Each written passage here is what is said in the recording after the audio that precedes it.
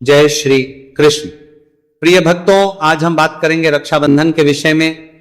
रक्षाबंधन को लेकर बड़े भ्रम है, इस बड़ी अजीब स्थिति उत्पन्न हो गई है, आपके बहुत से प्रश्न आ रहे हैं और इसका बड़ा कारण है रक्षाबंधन का पंचक में होना। कि रक्षाबंधन पंचक में है तो उसका क्या प्रभाव रहेगा, पंचक में राखी कब बांधनी है, पंचक कितना प्रभावी है, इस रक्षाबंधन पर भद्रा का क्या समय रहेगा, भद्रा कब से कब तक रहेगी, राखी बांधे या नहीं बांधे, भद्रा का वास कहां पर है, और वर्ष रक्षाबंधन पर ग्रहण भी है तो ग्रहण कहां कहां है, कहां ग्रहण नहीं होगा, रक्षाबंधन पर इसका कितना प्रभाव रहेगा।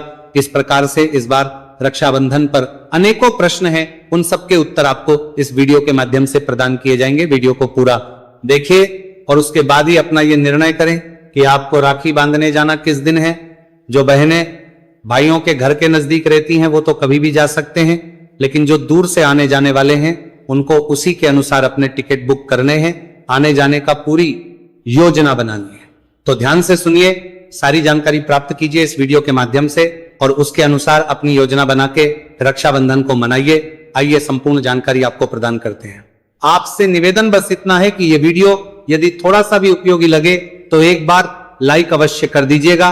भगवान वासुदेव कृष्ण आपके भाइयों को दीर्घायु करें। कमेंट बॉक्स में अवश्य लिखिए ओम नमो भगवती वासुदेवाय या जय श्री कृष्ण। आइए जानकारी आरंभ करते हैं। प्रिय भक्तों, रक्षाबंधन का त्योहार जो कि भाई बहन का सबसे महत्वपूर्ण त्योहार है, ये त्योहार अभी शुरू हुआ नहीं है, ये सतयुग से चला आ रहा है। पुराण बताते हैं, इस चीज के प्रमाण है कि राजा बलि को मां लक्ष्मी ने राखी बांधी थी और उपहार में भगवान विष्णु को प्राप्त किया था, क्योंकि भगवान विष्णु जो है राजा बलि के यहाँ वास करते थे। कारण क्या है कि राजा बलि ने अपना सर्वस्व न्योछावर कर दिया। प्रभु ने कहा वर मांगो, तो बलि ने कहा प्रभु आप मेरे घर में आके वास करो, यही वर चाहिए। भगवान ने कहा तथास्तु। तो मां लक्ष्मी हो गई कि वैकुंठ छोड़ के अगर भगवान वहां रहेंगे तो वो कैसे कहां रहेंगी। फिर मां लक्ष्मी ने इसी दिन जो श्रावण मास की पूर्णिमा आती है, रक्षाबंधन के दिन राजा बलि को रक्षा सूत्र बांधा और उसमें राजा बलि ने उन्हें भगवान विष्णु को वापस किया था। जब द्वापर युग आया तो देवी द्रौपदी ने भगवान श्री कृष्ण को राखी बांधी थी और भगवान श्री कृष्ण ने सदा द्रौपदी की रक्षा की थी। द्वापर के बाद जब कलयुग आया तो कलयुग में भी प्राचीन समय में अनेकों उल्लेख मिलते हैं रक्षाबंधन के। यहां तक कि जिस समय पूरी संस्कृति बदल रही थी, जब मुगल भारत में आए, उस समय पर भी कुछ राजपूताना रानियों ने मुगल सम्राटों को राखी बांधी थी। इसके भी प्रमाण आते हैं। ये एक ऐसा त्योहार है जो भाई और बहन के प्रेम को दर्शाता है। इसमें बहनें अपने भाई को रक्षा सूत्र बांधती है और भाई अब बहनों को कुछ उपहार देते हैं तथा सदा उनके साथ रहेंगे, उनकी रक्षा करेंगे, इसका वचन देते हैं। आज के समय में यूं तो नारियां बहनें सभी सक्षम बहुत हैं, परंतु ये जो भाई बहन के प्रेम का त्योहार है ये उसी प्रकार से चलता आ रहा है। प्रिय भक्तों, इस त्योहार पे जो सबसे बड़ी परेशानी होती है वो होती है भद्रा से, क्योंकि भद्रा रक्षाबंधन पर सदा लागू होती है और भद्रा जो है सदा ही होती आई है रक्षाबंधन के लिए। और इस वर्ष भी भद्रा को लेकर बड़ा संशय बना हुआ है कि भद्रा कब समाप्त हो रही है, कब राखी बांधे। अच्छा, इसके अलावा कह रहा है कि इस वर्ष ग्रहण भी है, तो ग्रहण का क्या प्रभाव है, सूतक तो उससे बहुत पहले लग जाएगा, तो फिर राखी कैसे बंधेगी। और सबसे बड़ा प्रश्न जो उठ खड़ा हुआ वो ये कि इसी दिन पूर्णिमा वाले दिन ही आरंभ हो रहा है, तो पंचक किसी प्रकार से प्रभावित करने वाला है।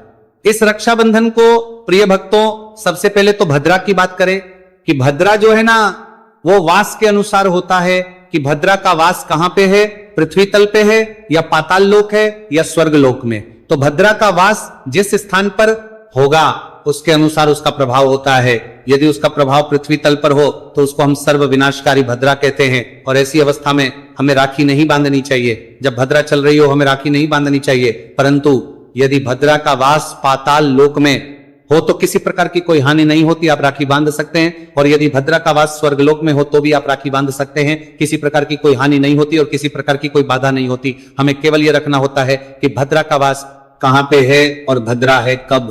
अगर भद्रा का वास पृथ्वी पर है तो भी हम भद्रा पुंछ में राखी बांध सकते हैं, अर्थात जब भद्रा पुंछ चल रहा हो उस समय पर दोष उसका समाप्त हो चुका होता है तो उसमें आप राखी बांध सकते हैं। इसकी गणना आपको बताएं, उससे पहले यह जानना आवश्यक है कि राखी मनाई किस दिन जाएगी। उसी के अनुसार तो यह निर्धारित होगा कि भद्रा कब शुरू हो रही है, उस दिन पर क्या समय रहेगा, मुहूर्त क्या रहेगा। यह सब निर्धारित होगा कि रक्षाबंधन मनाया किस दिन जा रहा है। रक्षाबंधन का जो त्योहार है वो श्रावणी पूर्णिमा को मनाया जाता है, अर्थात जिस दिन सावन के महीने की पूर्णिमा होती है, जिस दिन समाप्त हो रहा होता है सावन, उस दिन रक्षाबंधन मनाया जाता है। इस वर्ष 2026 की अगर हम बात करें तो सावन की ये जो पूर्णिमा तिथि है, ये पूर्णिमा तिथि आरंभ हो जाएगी 27 अगस्त को। 27 अगस्त को सुबह 9:08 पर और ये 28 अगस्त को सुबह 9:48 तक, ऐसे में सूर्य के मुख से पूर्णिमा रहेगी 28 अगस्त को।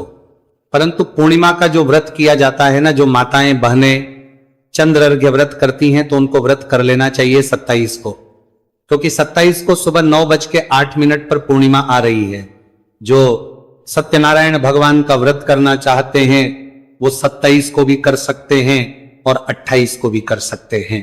आप अपने निर्णय कर सकते हैं, दोनों ही दिन व्रत किया जा सकता है। तो यहां पर ध्यान देने वाली बात यह है कि पूर्णिमा तिथि जो है वो 27 तारीख को लग रही है। और भद्रा की अब हम बात करें तो भद्रा जो है ना, ये भद्रा की शुरुआत भी 27 तारीख को ही हो जाएगी और ये भद्रा प्रातः काल 28 तारीख को समाप्त भी हो जाएगी। ऐसे में भद्रा चाहे स्वर्गलोक में हो, चाहे भद्रा का वास पृथ्वी पर हो और चाहे पाताल लोक में, इस भद्रा का रक्षाबंधन पर प्रभाव नहीं रहेगा, क्योंकि रक्षाबंधन उस दिन मनाया जाता है जिस दिन पूर्णिमा, सावन की पूर्णिमा सूर्य के मुख से है, इसीलिए रक्षाबंधन का त्योहार मनाया जाएगा 28 अगस्त को और भद्रा 27 अगस्त को। क्योंकि पूर्णिमा सुबह आ जा रही है तो 27 अगस्त को लगेगी और 28 की प्रातः काल समाप्त हो जाएगी। अब मैं मुहूर्त की बात करूंगा कि 28 तारीख को राखी बांधने के लिए मुहूर्त कब रहेगा, पर उससे पहले यह समझना आवश्यक है कि जो ग्रहण है उसका क्या प्रभाव रहेगा। फिर मैं आपको पंचक के समय की बात बताऊंगा, उसके बाद फिर आपको शुभ मुहूर्त बताऊंगा। ग्रहण के बारे में जो बातें आ रही हैं, निश्चित रूप से इस दिन ग्रहण है और चंद्र ग्रहण है जिसका सूतक 9 घंटे पहले लग जाता है। पर यह ध्यान देना होगा कि यह जो ग्रहण है इसका प्रभाव कहां कहां पर है, भारत पर इसका प्रभाव रहेगा या नहीं रहेगा। अभी जो सूर्य ग्रहण गया, सूर्य ग्रहण भारत में नहीं था, उसका कोई प्रभाव भारत में नहीं था, पर जो चंद्र ग्रहण आ रहा है उसका प्रभाव कितना है, सूतक काल कहां कहां है, उसके विषय में मैं जानकारी देता हूं।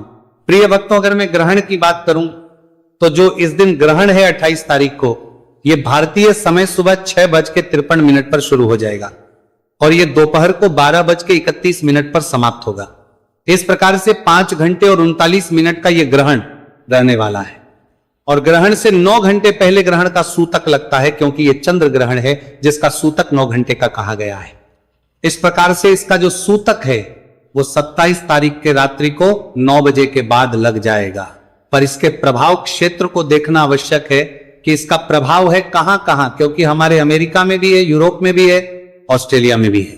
तो मैं आपको बता दूं कि इस बार ये जो ग्रैंड है ना, इसका प्रभाव रहने वाला है अमेरिका में, अमेरिका के अधिकांश क्षेत्रों में रहेगा। अभी कैलिफोर्निया से हमारे बहुत से दर्शकों ने हमसे पूछा, तो मैं बताऊं कैलिफोर्निया में ये ग्रैंड दिखाई देगा, लेगोस में भी ये ग्रैंड प्रभावित रहेगा, इसका असर रहेगा, न्यूयॉर्क में भी इसका प्रभाव है। अगर यूरोप की बात करें तो लगभग पूरे यूरोप में, इटली में भी हमारे दर्शक हैं, जर्मनी में भी, तो सभी क्षेत्रों में इस ग्रहण को देखा जा सकेगा। अफ्रीका के बहुत कम भाग में दिखाई देगा। भारतीयों की अगर हम बात करें, हमारे सर्वाधिक जो दर्शक आते हैं भारत से, तो भारत पर इस ग्रहण का प्रभाव नहीं है, इसकी कोई छाया भारत पे दिखाई नहीं देगी। तो आपको घबराने की आवश्यकता नहीं है। आपके रक्षाबंधन पर इसके सूतक का प्रभाव नहीं रहेगा, क्योंकि जहां ग्रहण नहीं दिखता वहां सूतक भी नहीं लगता। इस समय जो रक्षाबंधन है इस पर इस ग्रहण का भारत में कोई प्रभाव नहीं रहेगा। जिन देशों की मैंने बात करी वहां प्रभाव, बाकी आपका कोई अन्य देश है जिसके विषय में आप जानना चाहते हैं तो कमेंट बॉक्स में लिख के मुझसे पूछ लीजिएगा, मैं अवश्य आपको उत्तर प्रदान करूंगा। तो प्रिय भक्तों, ये थी ग्रहण के प्रभाव की जानकारी। रक्षाबंधन पर ग्रहण कितना प्रभावी है, मैं एक एक विषय इसलिए साफ कर रहा हूं क्योंकि बहुत भ्रम फैलाया जा रहा है यूट्यूब पे। मैं नहीं चाहता कि हमारे जो दर्शक हैं, जो हमारे चैनल से जुड़े हुए हैं, वो किसी भी प्रकार के भ्रम में आए। मैं तथ्यों के साथ बात करता हूं और सही जानकारी के साथ बात करता हूं, जिससे कि आप किसी भी वीडियो को देख के, वीडियो को देख के भ्रमित ना हो जाए, डर ना चाहे। भद्रा का क्लियर हो गया, अब ग्रहण का भी क्लियर हो गया।